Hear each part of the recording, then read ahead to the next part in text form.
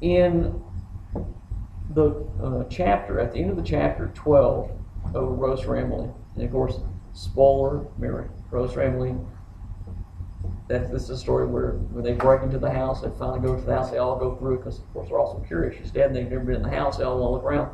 And they go up to that room, and they open the bedroom, and there they find a corpse, actually remains of a body lying in a bed.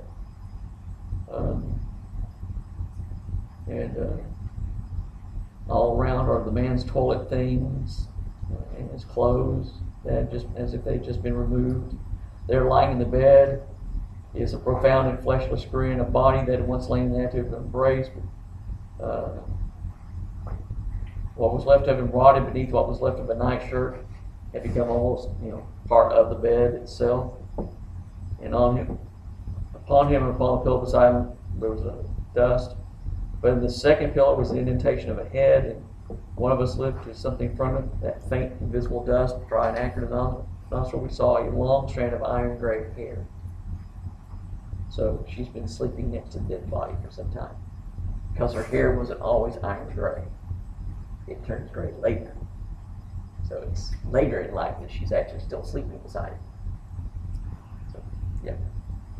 But what you have within the chapter, you have some critical comments and some comments from Faulkner himself, part of the interview they did. And the opening one is Faulkner in the university, and they give you a little comment there. At the University of Virginia, William Faulkner went there and did a series of lectures or classes. And this is one of the comments made at one time where he was discussing the story. So the conflict was in Miss Emily. She had been trained that you do not take a lover. She's from the Old South. This is, she's the last of the Gerson family. She's been raised in this situation where she's a proper young lady and she's supposed to act in certain ways. You marry, you don't take a lover. She had broken all the laws of her tradition, her background. She had finally broken the law of God too, which says you do not take human life. And she knew she was doing wrong, and that's why her own life was wrecked. Instead of murdering one lover and then to go on and take another, and when she used that murder, she was expiating her crime. And that's Faulkner's comment. When he says that she was expiating her crime, she cut herself off from the rest of the world. She has no basic intercourse with anyone else. It's just overbearing up in the bedroom. And Faulkner then asks the question, is it fair to feel pity for her? And he says, yes, but I don't think that one should withhold pity simply because the subject of pity is pleased and satisfied. Right. It's not the state of the individual. It's man in conflict with his heart, or with his fellows, or with his environment. That's what deserves pity. Can we feel pity for Emily Grierson and still not, approve of her choice of action? Well, possibly so. Think about it. What was she going to be able to do? She's the last of the Grierson. Her family's died off. They lose their source of income because the Civil War is over. Plantation system is gone. Their house is left standing. That's about all they have. And Colonel Sartoris, who's mentioned in the story, the real Colonel Sartoris, tells her she doesn't have to pay tax code thing, property taxes. And he says she doesn't have to pay. We're going to cover her. She's fine. Leave her alone because she doesn't have anything else. She winds up making some money later, right? She teaches painting, watercolor to young girls. She has to work. This is not what Emily Grierson was born into. She's born into the plantation system where she was going to be the daughter of the plantation, and then she will marry somebody else of appropriate status of life, and everything will be fine. But the men have left. That status is gone. She's left with no one until Homer Barron shows up, and he doesn't hesitate to pick up with Miss Emily. And everybody's shocked because he's a Northerner. He's a Yankee. There are also other suggestions about Homer Barron, but we'll get to that maybe some other time. But you have this one. And so you have the questioner asks about what inspired him to write the story of Rose Ramley. He says, well, this was another sad and tragic manifestation of man's condition, in which he dreams and hopes, in which he is in conflict with himself, with his environment, or with others. In this case, there was the young girl with a young girl's normal aspirations to find love and then a husband and a family, who was browbeaten and kept down by her father, a selfish man who didn't want her to leave home because he wanted a housekeeper. And we gain that, drives people away from it. So you can't repress it. You can mash it down, but it comes up somewhere else, and very likely in a tragic form. That was simply another manifestation of man's injustice to man, of the poor, tragic human being struggling with its own heart, with others, with its environment, for the simple things which all human beings want. And that's what we have. We have human beings and what they want. This idea of Emily, she would want connection to family, but she didn't get to have that. There's nobody there. When she thinks she has with overbearing, well, you get the impression he's leaving. He's there to work on the work crew, to be the overseer of it, then he's gone. He'll be gone again to some other place. And he's going to leave her.